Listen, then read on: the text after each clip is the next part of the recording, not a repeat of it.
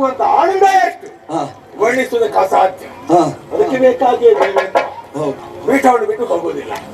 ಅವ ಯಾಕೆ ಕಂಡುಕೊಂಡದ್ದು ಎನ್ನುವುದು ನಾನು ಪೀಠವನ್ನು ಏರಿದಾಗ ನನಗೆ ಗೊತ್ತಾದದ್ದು. ಮತ್ತವ ಬಿಟ್ಟಾನ. ಇಷ್ಟು ಸುಖ ಕೊಡುವಂತಹ ಪೀಠವನ್ನು ಅವ ಯಾವ ಕಾಲಕ್ಕೂ ಬಿಡ್ಲಿಕ್ಕಿಲ್ಲ. ಪೀಠವನ್ನು ಏರಿದ ಮೇಲೆ ದೇವಲೋಕದ ಸುಖವನ್ನು ಅನುಭವಿಸಿದ ಮೇಲೆ ನಮ್ಮ ವರ್ಣ ಹುಡುಕುವುದು ಒಬ್ಬರು ಕಾಣುವುದಿಲ್ಲ.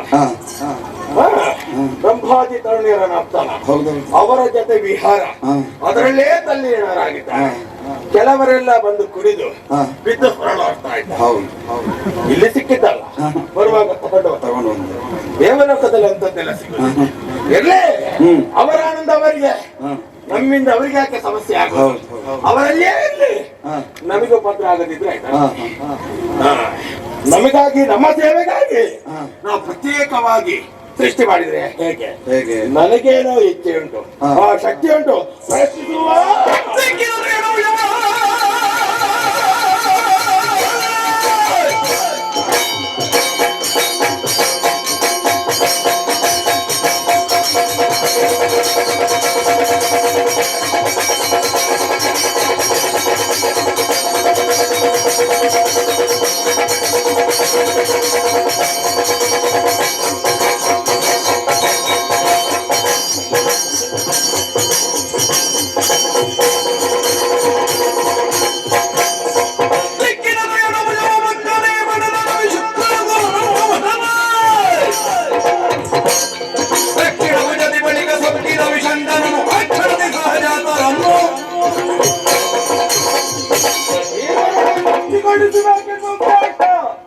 ನನಗಿದ್ದರೆ ಸಾಕಾಗುವುದಿಲ್ಲ, ಸೂಕ್ತವಾಗಿರುವಂತಹ ಕ್ಷೇತ್ರ ಆಗುತ್ತೆ ಉಂಟ.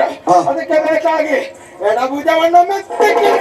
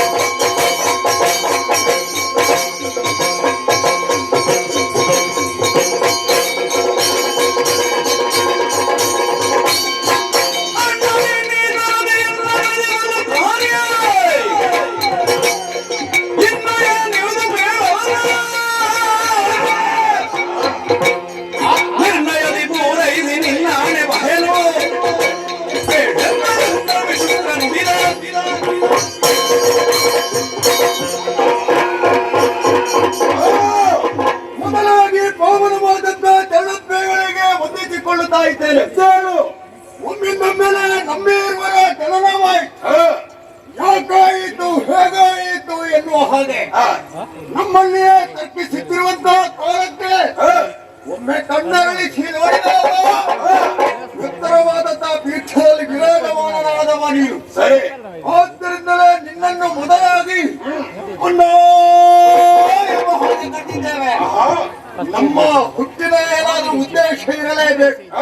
ಹಾಗಾಗಿ ಯಾವುದೇ ಯೋಚನೆ ಬೇಡ, ಯಾವುದೇ ನಿರ್ಣಯ ಉಂಟು ಅಂತಾದರೆ ಅದನ್ನು ಪೂರೈಸುವುದಕ್ಕೆ ಶಾಬಾಸಿತ್ತು.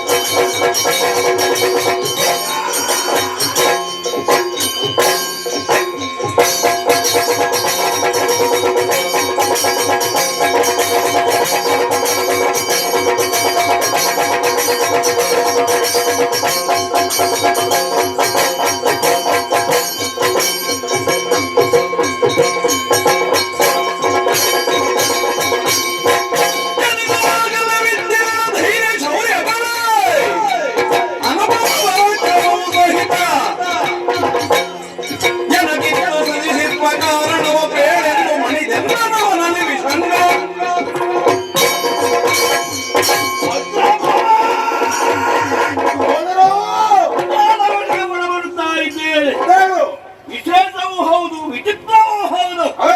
ಹುಟ್ಟುವಾಗಲೇ ನಮ್ಮ ಹಾಗೆ ಯಾರೂ ಇರುವುದಕ್ಕೆ ಸಾಧ್ಯವಿಲ್ಲ. ಹೌದು, ಬುದ್ಧಿ ಶಕ್ತಿ ಇದೆ, ಅದನ್ನು ಬೆಳೆಸುವಂತಹ ವಿದ್ಯೆ ಕೂಡ ಕರಗತವಾಗಿದೆ. ಅಷ್ಟೇ ಅಲ್ಲ, ನಮ್ಮ ಹಾಗೆ ಯಾರೂ ಇರುವುದಕ್ಕೆ ಸಾಧ್ಯವಿಲ್ಲ. ಬಲಾಬಲಗಳನ್ನು ವೃದ್ಧಿಸಿ ವಿದ್ಯಾ ಬುದ್ಧಿಗಳನ್ನು ಅನುಗ್ರಹಿಸಿ ನಮ್ಮನ್ನು ಸೃಷ್ಟಿ ಮಾಡಿದೆಯಲ್ಲ, ಏನು ಕಾರಣ?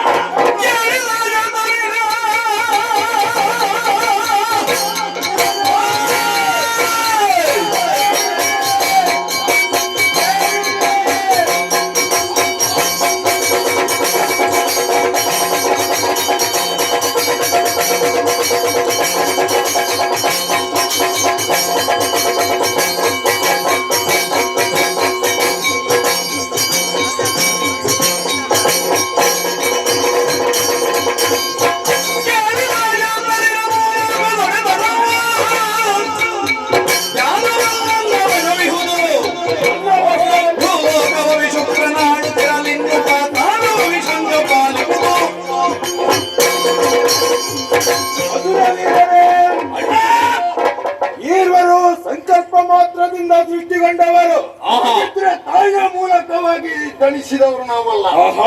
ಸಂಕಲ್ಪದ ಸೃಷ್ಟಿಯೇ ಹೌದು, ಏನಾದರೂ ಉದ್ದೇಶ ಇರಲೇಬೇಕು. ಎಡಭುಜ ಹಾಗೂ ಬಲಭುಜವನ್ನು ದಿಕ್ಕಿದಾಗ ನೀವೇ ಇರುವಾಗ ಹೀಗೆ ಪ್ರಕಟಗೊಂಡಿದ್ದೀರಿ. ಭುಜ ಬಲ ಸಂಪನ್ನರೇ ಹೌದಲ್ಲ, ಹುಟ್ಟುವಾಗಲೇ ಹಾಗಿರುವನೇ ಕಾರಣ ಉಂಟು. ಎನ್ನುವುದು ಶಕ್ತಿಯ ಪ್ರಚಾರವಾಗಿದೆ.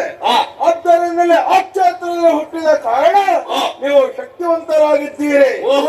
ವರ್ತಮಾನ ಕಾಲದಲ್ಲಿ ನಿಮಗೆ ಹೆಸರು ಎನ್ನುವುದು ಅಗತ್ಯ ಉಂಟು ಅಲ್ವೇ? ಮೊದಲು ಹುಟ್ಟಿದವ ವಿಶುಕ್ರ, ನಂತರ ಹುಟ್ಟಿದವ ವಿಷಂಗ. ಬಲ, ಬಲದಲ್ಲಿ ಹುಟ್ಟಿದವ ವಿಶುಕ್ರ, ಎಡದಲ್ಲಿ ಹುಟ್ಟಿದವ ವಿಷಂಗ. ಎರಡು ಹೆಸರನ್ನು ಕೊಟ್ಟಿದ್ದೇನೆ. ನಿಮ್ಮ ಜೊತೆಯಲ್ಲೇ ಇರುವುದಾ? ಬೇಡ, ಮತ್ತ ನನಗೆ ಬೇಕಿದ್ದರೆ ಇದೇ ರೀತಿ ಮತ್ತೆ ಸೃಷ್ಟಿಯನ್ನು ಮಾಡಿ ಏನು. ಹಾಗಂತಲೇ ಸೃಷ್ಟಿಗೊಂಡಂತಹ ನಿಮಗೊಂದು ಅಧಿಕಾರ ಬೇಕು ಎನ್ನುವ ಭಾವನೆ ನಿಮಗಿದ್ದರೆ ಅಧಿಕಾರ ಕೊಡುವುದಕ್ಕೆ ನಾನು ಸಿದ್ಧರಾಗಿದ್ದೇನೆ. ಈ ಕಾಲದಲ್ಲಿ 3 ಲೋಕವು ನನ್ನ ಕೈವಶವಾಗಿದೆ. ಹೌದು, ಕೈಯಲ್ಲಿ ಕಾಣುವುದಿಲ್ಲ, ಕಾಣುವ ಹಾಗಲ್ವಾ? ಅಧಿಕಾರ ನನ್ನಲ್ಲಿದೆ. ನನ್ನ ಮಾತನ್ನು ಮೀರಿ ಯಾರು ಮುಂದೆ ಹೋಗುವುದಕ್ಕೆ ಸಾಧ್ಯವಿಲ್ಲ. ಹೋದಾಕ್ಷಣ ಪ್ರತಿಯೊಬ್ಬರು ತಲೆಯನ್ನು ತಗ್ಗಿಸಬೇಕು, ಅಷ್ಟನ್ನು ನಾನು ಮಾಡಿದ್ದೇನೆ. ಮೂರು ಕಡೆಯಲ್ಲಿ ನೋಡಿಕೊಳ್ಳುವುದಕ್ಕೆ ಸ್ವಲ್ಪ ಕಷ್ಟ ಆಗಿ ಅಲ್ಲವಾ? ತಲೆ ಬಿಸಿ ಹೆಚ್ಚಾಗ್ತದೆ. ಕೆಲವು ಸಲ ಎಲ್ಲ 3 ಕಾರ್ಯಕ್ರಮ ಒಪ್ಪಿಕೊಂಡ್ರೆ ಕಷ್ಟ ಆಗ್ತದೆ. ಅದಕ್ಕೆ ಬೇಕಾಗಿ ಒಪ್ಪಿಕೊಂಡದ್ದನ್ನು ನಾನೊಬ್ಬನೇ ನಿಭಾಯಿಸಬೇಕು ಎಂಬುದಾಗಿಲ್ಲ. ಆದ್ದರಿಂದ ನಿಮಗೆ ಹೊಣೆಯನ್ನು ಒಪ್ಪಿಸ್ತೇನೆ. ಇದು ದೇವಲೋಕ. ಹೌದು, ಇಲ್ಲಿ ನನಗೆ ಯಾವುದೇ ಒಂದು ಆಯಾಸ ಆಗ್ಲಿಲ್ಲ ಇಲ್ಲಿ. ಆಗ್ಲಿಕ್ಕಿಲ್ಲ. ಇಲ್ಲ ಇಲ್ಲ ಇಲ್ಲ. ಎಲ್ಲಿ ನಾನಿದ್ದೇನೆ. ಹಾಗಾದ್ರೆ ಕೆಳಗೆ ಭೂಲೋಕ, ಆಮೇಲೆ ಅಂದ್ರೆ ನನ್ನ ಕೆಳಗಲ್ವಾ, ನಮ್ಮ ಲೋಕದ ಕೆಳಗೆ ಭೂಲೋಕ, ಇದಕ್ಕಿಂತ ಕೆಳಗೆ ಕೆಳಗೊಂದು ಲೋಕ ಉಂಟು, ಅದಕ್ಕಿಂತ ಕೆಳಗೊಂದು ಲೋಕ ಉಂಟು. ಹೌದು, ಅದು ಪಾತಾಳ. ಹಾಗಾಗಿ ಒಬ್ಬ ಭೂಲೋಕವನ್ನು ಸೇರ್ಬೇಕು, ನನ್ನ ಪರವಾಗಿ ಅಧಿಕಾರವನ್ನು ನಡೆಸಬೇಕು, ಮತ್ತೊಬ್ಬ ಪಾತಾಳವನ್ನು ಸೇರ್ಬೇಕು, ಅಧಿಕಾರವನ್ನು ನಡೆಸಬೇಕು. ಹೇಗೆ ಒಪ್ಪಿಗೆ?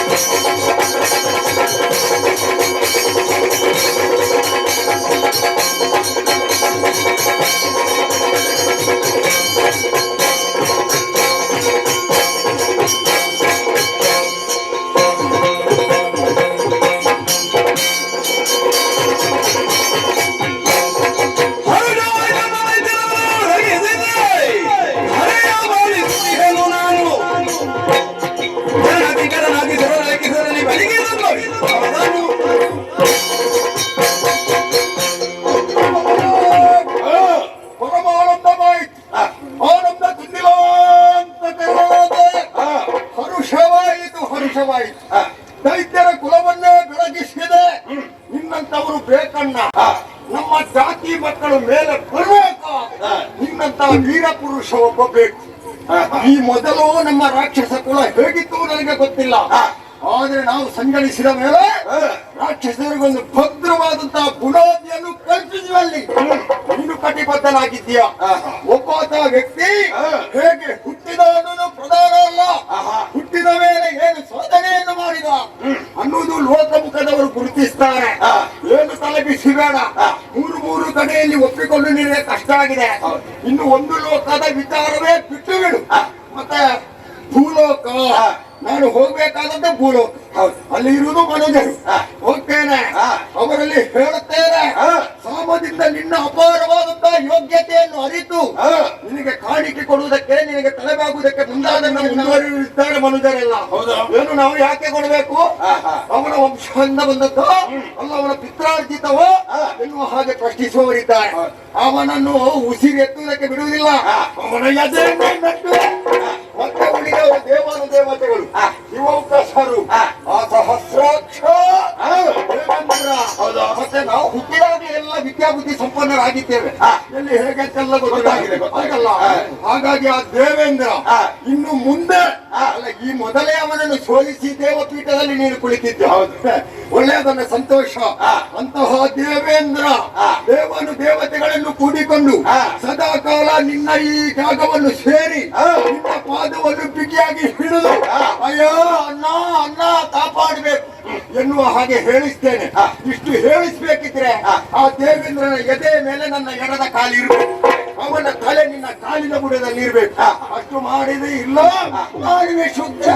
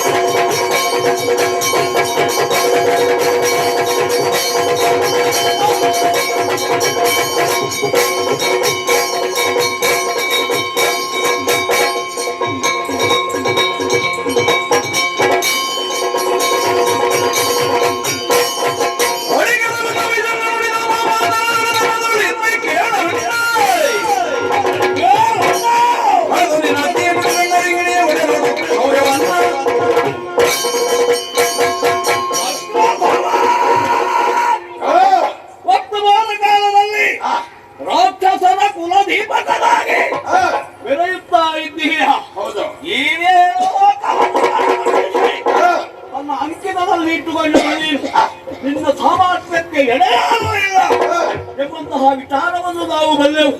ಆದರೂ ಕೂಡ ನಾವು ಇದ್ದರೆ ಮಾತ್ರ ನಮ್ಮ ನೀಡಲಾದಂತಹ ಅಪ್ಪಣೆಯನ್ನು ಮಾತನ್ನು ಪಾಲಿಸುತ್ತಾರೆ ವಿನಃ ನಾವಿಲ್ಲದಿದ್ರೆ ಹಿಂದೆಯಿಂದ ದೂಷಿಸುವರು ಅದೆಷ್ಟೋ ಮಂದಿ.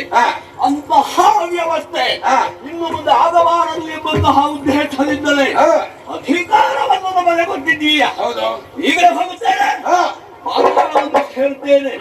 ಅಲ್ಲಿರುವಂತಹ ನಾಗಾಡಿಗಳ ಕೆಳಗಟ್ಟೆ ನಮ್ಮ ಅನುಜ್ಞಾ ಪ್ರಕಾರ ಅವರು ನಡೆಯುವಂತ ನಾನು ಹೇಳ್ತೇನೆ.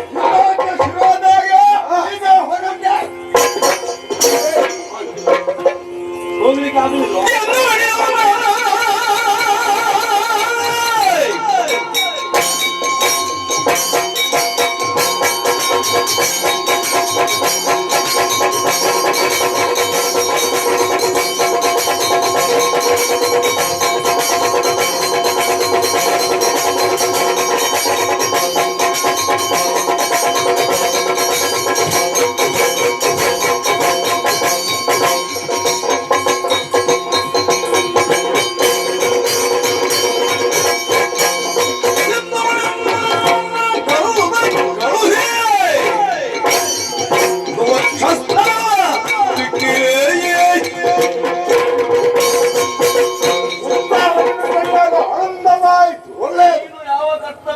ಮಾಡುವ ಅಗತ್ಯವಿಲ್ಲ. ಹೆಜ್ಜೆ ಇಡುವುದಾದರೂ ನಾವು ಇರ್ತೇವೆ. ನೀನು ಕುಳಿತುಕೊಳ್ಳುವುದಕ್ಕೆ ಮಾತ್ರ. ಆಯ್ತು, ನನ್ನ ಬೆವರು ಬಿದ್ದಲ್ಲಿ ನೀವು ರಕ್ತವನ್ನು ಕೊಡೋದಕ್ಕೆ ಸಿದ್ಧರಾಗಿದ್ದೀರಿ. ಇಲ್ಲ, ಇದು ನನಗೆ ಬೇಕಾಗಿರೋ. ಒಬ್ಬ ಪಾತಾಳ ಮತ್ತೊಬ್ಬ ಭೂಲೋಕ, ಇಬ್ಬರೂ ಹೊರಡೋದಕ್ಕೆ ಸಿದ್ಧರಾಗಿದ್ದೀರಿ. ಆದ್ರೆ ಒಂದು ಅನ್ನ, ಏನೋ ಈಗ ನಮ್ಮೊಳಗೆ ಒಂದು ಚರ್ಚೆ ನಡೆದು ಹೋಯ್ತು. ಹೌದು ಹೌದು, ನಮ್ಮೊಳಗೆ ಅಪ್ಪ ಯಾವ್ದದು? ಅವ ಕೇಳುವುದಾ ನಾನು ಕೇಳುವುದಾ ಅಂದ್ರೆ ವಿಷಂಗ. ಕೆಲವು ಕಡೆಯಲ್ಲೆಲ್ಲ ನೀನೇ ಕೇಳಿದ್ರೆ ಏನಾದ್ರೂ ಪ್ರಯೋಜನ ಆಗ್ತಾನೆ, ನೀವೇ ಕೇಳಬೇಕು. ನೀನು ಕೇಳಿದ್ರೆ ಗದರಿಸಿ ಕೊಡಿ ಅಂತ ಕೇಳುವುದಕ್ಕಾಗ್ತದ? ಅದಾಗೋದಿಲ್ಲ, ಆಗುವುದಿಲ್ಲ. ಹಾಗಿದ್ರೆ ಇದೊಂದು ಒಳ್ಳೆಯ ಅವಕಾಶ ನಮಗೆ. ನಮ್ರತೆಯಿಂದ ಹೇಳ್ಬೇಕು. ಅಲ್ಲ, ಸ್ವಲ್ಪ ತೂಕ ಇರುವುದು ನಿನ್ನ ಮಾತಿಗೆ. ನಾನು ಹೇಳುದು ನೋಡುವಾಗ ನೀನು ತೂಕದಲ್ಲಿದ್ದಿ. ನಿನ್ನ ಬಣ್ಣ ಕಪ್ಪು ಅಲ್ವಾ? ಹೌದೌದು. ನಮ್ಮ ತೊಂದರೆ ಮಾತು ಇವರು ಸೇರಿಕೊಂಡು ಕೇಳುವ. ಆದ್ರೆ ಹೇಳುವಾಗ ಅವನಿಗೆ ಅರ್ಥ ಆಗ್ಬೇಕು. ಹೌದಾ? ಅದು ಅವನ ಭಾಷೆಯಲ್ಲ, ನಮ್ಮ ಹೌದಾ? ಹೊರಟು ಹೋದವರು ಬಂದಿದ್ದೇವೆ ಯಾಕೆಂತ ಗೊತ್ತಾಗ್ಲಿಲ್ಲ.